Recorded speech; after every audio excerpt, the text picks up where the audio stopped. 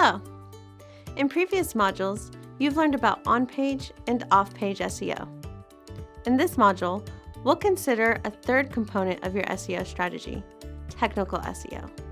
Technical SEO is concerned with laying a strong structural foundation for your site that makes it easier for search engine robots to navigate and index, and ultimately make it easier for your audience to find your site.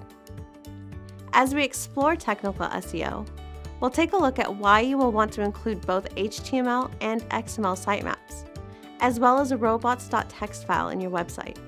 We'll also learn about some of the common error codes found on websites, and how either permanent or temporary redirects can help improve not only your user's experience, but also help preserve the authority of retired pages.